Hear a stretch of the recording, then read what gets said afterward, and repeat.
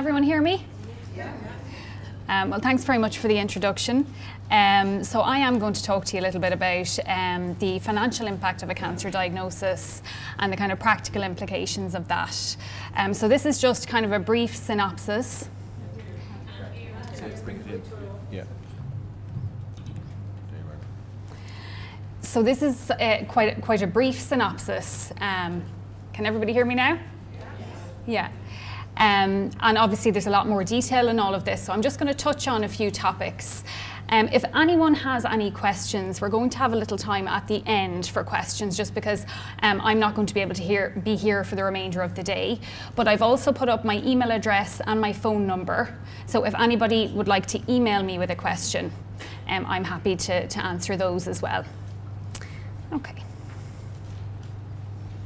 So the majority of patients and families from every social group incur hardship due to the additional costs as a result of a cancer diagnosis. So practical and financial problems can contribute to the levels of stress encountered by patients and families. So this presentation aims to outline the resources available to patients in an effort to minimise stress and facilitate coping. So in 2008, the Irish Cancer Society commissioned a study in relation to the financial impact of a cancer diagnosis.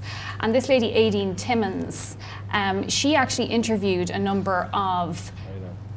You better go a bit closer just to So Aideen actually interviewed a large number of patients, and she also interviewed a large number of social workers, just in relation to the financial impact and how it had impacted upon their finances specifically. So she found that 58% of patients reported a decrease in income as a result of their diagnosis. 61% of patients had received a medical card since their diagnosis. 49% of patients only received sick pay. 71% had travel costs related to their treatment.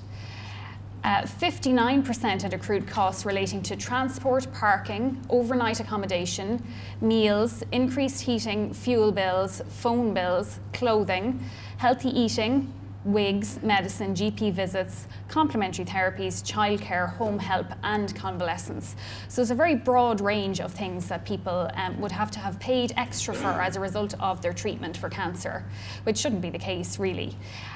So the most vulnerable categories of patients surveyed included younger working parents, single parents, elderly patients, and patients with little support, so people who had limited social supports. So some of the topics I'm going to cover briefly today are going to include social welfare payments, the role of the community welfare officer, medical card applications, health insurance and medical expenses, work-related issues, issues for carers, travel, and then financial difficulties in general, and then finally the role of the medical social worker in respect of these difficulties. So some of the social welfare payments related to patients who are experiencing a cancer diagnosis would include illness benefit. So illness benefit is a payment for patients who have been working and have been making PRSI contributions and are having to take time out of work and may or may not be receiving sick pay. So in order to access these payments, the way to do it is to go through your GP, who have what's referred to as an MC1 form, which needs to be completed by the GP and the patient and sent off to the illness benefit section. Thereafter, there's what's called an MC2 form, and that needs to be submitted on a weekly basis for those patients who are undergoing treatment. A recommendation can be made at a certain point by your doctor that you can be put on a monthly instead of a weekly cert. So the alternatives to illness benefit are disability allowance, which is a payment for people who may not have been working, and it's a social welfare payment. So disability allowance and illness benefit tend to be the same amount of money, generally speaking, if you get the maximum rate of them. Invalidity pension then is a payment that will go on after someone has been on illness benefit for quite a period of time. So illness benefit can last for up to 2 years, and thereafter you may be put on invalidity pension. So then carers allowance and carers benefit. These are payments made in respect of carers. So carers benefit is for, again, people who are working, who are taking time out to care for a relative. And carers allowance is a means-tested payment, which is similar, but it's a social welfare payment. Respite care grants are paid in respect of those in receipt of carers allowance once per year. Fuel allowance is another payment that may be of relevance as well. The free travel pass is another payment that a lot of patients will apply for. And then there's the living alone allowance as well for patients who are living on their own. So these are just examples of the MC1 form. This is what it looks like. It's an A4 size form that is obtained from your GP. The MC2 form is again for illness benefits. It's the follow-up form, also from your GP, and it's an A5 size form. That's what it looks like. And then just moving on to the role of the community welfare officer. Excuse me. So community welfare officers are often referred to as relieving officers. And they're now actually based, generally speaking, they're now based in your local NTRIO centre. They used to be based in health centres and local health offices, but within the last couple of years, they've moved to your local NTRIO centre. And your local NTRIO centre details can be found on the social welfare website, which is www.welfare.ie. So if you're looking for your local one, that will tell you where it is. You can also ring your local health office and ask them, and they will tell you where your local community welfare officer is based. So they usually hold clinics a couple of times a week, and in those clinics you can visit them and talk to them about what you might be entitled to and the various different payments that you might be in a position to apply for. They also issue interim payments while you're waiting for a social welfare claim to be processed. So in a lot of cases, people will apply for either carers allowance and disability allowance, and there will be a long wait until those payments are processed. In the interim, it is possible to go to your local community welfare officer and to inquire about a supplementary welfare allowance payment. If you bring with you a letter, ideally from your social worker, to explain the circumstance, they should go through the paperwork with you for supplementary welfare and be able to determine if you're entitled to it. Other things that they would deal with would include diet and heating supplements. Rent supplements are also dealt with in the NTRIO centre, but are not actually specifically dealt with by the community welfare officer. They're dealt with by a separate officer now. Mortgage interest supplement.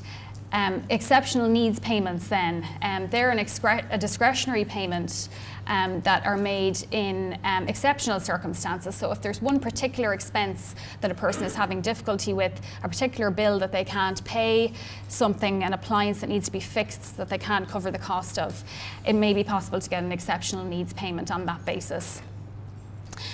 Going to the community welfare officer, you can expect to be asked to fill out a number of forms, and the CWO's decision can be appealed if they make a decision against you or if they refuse to offer you payment. That decision can be appealed to the superintendent community welfare officer. So that's the application form for supplementary welfare. That's the rent supplement application form. And these are just a few helpful hints for filling out forms, and they're all fairly obvious and seem kind of self-explanatory, but they're quite important at the same time. We would always say to people, use black pen when you're filling out a form. Write as clearly as possible and write in block capitals if at all possible. Get help if necessary. So there's never any problem with there will be someone to help you. If you're linked in with a social worker in the hospital, they will help you with form filling, because while treatment is ongoing, it's a very stressful time, and you can have so many things on your plate. This is just another hassle and another difficulty you might have. So sometimes it's helpful to get someone to help you with the form filling aspect of it. Do not leave boxes or sections free. So cross out any sections that are not relevant to you. Make sure you've signed the form in all the appropriate places. get a letter, as I said, from a social worker, from your consultant, or from a nurse specialist to support your application. Have someone check over the form before you submit it, and make a photocopy of the form or any additional forms or correspondence that you would submit. Again, make sure the address to which the form is going is correct.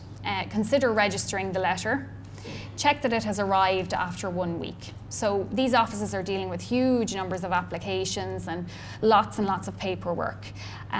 Things have a tendency to get lost and mislaid in these offices, so we would regularly, if we're following up on an application, we would be ringing very frequently to make sure that they have received it, that they have all the documents that we have sent in. Always have your PPS number to hand if you're phoning, or if you're calling in. Get a name and remember it. So if you're speaking to someone in social welfare, if you can get a name from them, that way when you phone back again, that you can speak to the same person ideally. If you're using the phone, make sure and give yourself plenty of time, because unfortunately with social welfare there will be long waiting times, you will be put on hold, and just be aware of that. So, you know, if you're about to run out of credit on your phone or something like that, it might not be the best time. If there's someone you can get to make the phone call for you, even better. Like as I said ourselves, we would often do that for people. It says do not lose your temper, but try not to lose your temper, I think is probably more realistic. And you know, we would get quite frustrated with people ourselves while on the phone to them, particularly if they've lost documents and things like that. But it's quite stressful. But people are less inclined to help you and less inclined to have sympathy for you if you are angry and lose your temper on the phone. Keep checking, so as I said, keep going back to them and keep on them about it, because the more likely they are to deal with your case, the more often you check. Get others to check for you, and the only difficulty you might encounter with others phoning up on your behalf is that they will need your PPS number, and in some cases they may refuse to talk to a relative. They may want to talk to you specifically yourself. So just, I suppose, the issue of medical cards, and I suppose the main thing to bear in mind with medical cards is that there's no consistency with regard to the allocation of medical cards. It used to be the case that everyone with a diagnosis of cancer would get a medical card. In about 2005, this stopped. So now it is still possible to get a medical card, but there is no automatic entitlement to one on the basis of a cancer diagnosis. They are still means assessed and there are income limits. However, it is dependent on your diagnosis, it's dependent on your treatment, it's dependent on lots of factors like that. So it's really, really important, if you are applying for a medical card, to make sure and send in as much medical information as possible. If you can get a letter from your GP, if you can get a letter from your consultant, include those in the application as well, because there is a medical assessor in the medical card section who will look at all of that information, and this decision they make will be based on that, not just on your means test. So if your income comes solely from social welfare, you may be given a medical card even if your income is in excess of the guidelines. It is sometimes possible to be offered a GP visit card instead of the full medical card. A GP visit card can be useful, but in the case of someone who's having cancer treatment, it's not really ideal, because obviously chemotherapy, drugs, various different things are extremely expensive, and the important thing with the medical card is that it allows you access to community services like occupational therapy, physiotherapy and things like that should you require them, whereas a GP visit card obviously just entitles you to free GP visits. And if you do get offered a GP visit card instead of a full medical card, you can still appeal it. So you can go back and appeal it again. And it is possible for them to overturn that decision. So the drugs repayment scheme is an alternative that a lot of patients would buy into as well. As I said, it's really important to have supporting letters with all of your applications. There are two different medical card application forms for those under 70 and those over 70. And they update the medical card application forms quite regularly. So, you know, twice a year or so they will update them. The most updated versions usually are available online, or they'll be available in your health centre as well. So ask about them in your health centre. The over 70s cards now are processed, they can be processed in the same office, which is in Finglas, as the under 70s medical card. As I said, you can appeal a decision not to grant a card. We would always recommend to people do appeal it because you've nothing to lose. So as I said, helpful hints for filling out medical cards: make sure and fill out the correct application form for the over 70s and the under 70s. Always keep a copy of the application form. So that's really important because, as I said, they do unfortunately, they lose bits and pieces, they lose documents that we send in, or we will phone up and they'll say we never received that application. So it's really, really important to keep a copy of everything you've sent in. If you can at all, if you can get someone to fax in the application as opposed to posting it. Posting it sometimes can delay things even further because it takes them a couple of weeks in medical cards to actually open the post. So if you fax it directly in, they have to deal with it quickly. Make sure to include the required documentary evidence to support your application. If not, processing of the application will be delayed. So if you send in the application without any of the supporting documentation, they will write out to you and ask you for all of those things. It will slow things down further and further if the longer it takes you to send those items in. So as I said again, get a letter of support from your consultant, your GP or your social worker. Everything will help. Again, if you're sending the application by post, do consider registering it, and it is expensive, but it's worthwhile because you know then that they have received it. In some cases, you can hand deliver it and get a receipt, and that might be more relevant in social welfare or in the community welfare applications. Follow up your application with a phone call within a week. Get an approximate date as to when a decision will be made on your application so that you have some time frame for what you're dealing with. Always get the name of the person you're dealing with and keep a note of it. Get someone to assist you with follow-up phone calls, and as I said, make sure they have your PPS number if they are going to do that. So they're just the medical card application forms. So just moving on to the topic then of health insurance. So obviously there are various different providers for health insurance. We don't necessarily recommend one over another. You know, there are more popular ones, obviously VHI, Quinn, Hibernia. Various companies and plans give you a variety of entitlements. We would always say to people, check with your insurer as to what you're entitled to by your plan. We always say this to people, once you're diagnosed, it's really important to check with your healthcare health insurance provider as to what they cover, because some plans will cover some things and they may not cover other things. And sometimes people are quite surprised by the things that aren't covered. VHI obviously will not give cover for a pre-existing condition for 5 years. Scans, always check with scans as well, because some scans aren't eligible for benefit. So it's worthwhile to check that out beforehand. And then convalescence is something that people always ask us about. Is convalescence covered under your health insurance? Some providers cover a proportion of the cost. In a lot of cases, they'll cover something around in the region of about €50 a day, but convalescence is quite expensive, so that's really only a fraction of the full cost of convalescence, and most people would go for about 2 weeks. So medical expenses. If you don't have a medical card or health insurance and you require hospital admission, you are required to pay €75 per night for a maximum of 10 nights for 1 calendar year. So it's a maximum of €750 that they can charge. If you pay tax, you can claim back expenses for you and your dependents with the Med 1 form, also available online or at your tax office. Claim at the end of the tax year for those expenses.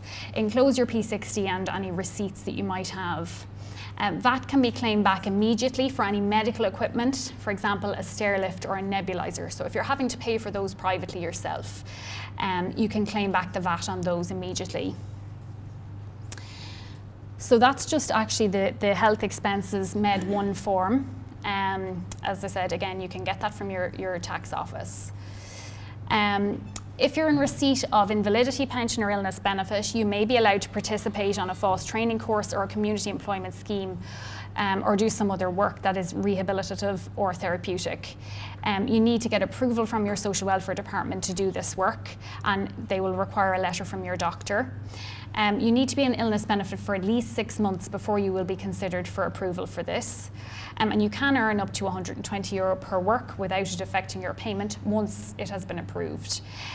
So therapeutic work should not exceed 20 hours per week in that case. So some of the issues for carers, for those caring for people with a cancer diagnosis, caring can take many forms. Caring is obviously very stressful. Stress can affect you physically and emotionally. The Carers Association is an organisation, it's a voluntary organisation that's available, and it's there to give relief to carers who are caring full time. They have a care line, the number is there. They also have, in most areas, they have a service where they can offer respite to carers who are caring full time. There are unfortunately waiting lists, particularly in the Dublin area for that service, but it is a very useful service, and it depends on need as well. So again, carers allowance, carers benefit and respite care grant might be applicable to those who are in that role. In some cases, people will avail of private carers, and there are a number of agencies that you can use. You can also get tax relief on that if you're paying for a carer yourself privately. So travel is a source of great difficulty and stress for patients. We find particularly in St. Luke's that travel is something that causes a huge amount of stress because people are travelling to St. Luke's from all over the country for their treatment. Often they're coming for 6 weeks. You know, they could be coming from the country, they could be coming up every day for 6 weeks. That's obviously hugely expensive, it's exhausting. So it's a very stressful thing. Sometimes people avail of public transport, taxis. There are often huge petrol costs for people. Parking costs are another thing that are huge for people, particularly in the bigger hospitals. We're lucky in the sense that we have free parking in St. Luke's, but in the other hospitals it's extremely expensive and there's no allowance for that. Community welfare officers might provide financial assistance. It's discretionary and it depends on the area, and we're finding more and more recently that they don't. And that they feel that it's not part of their budget to do that. And they feel it's the responsibility of the HSE to cover costs related to transport. Some hospitals provide transport, and again, we're finding that less and less now in the last sort of 5 or 6 years.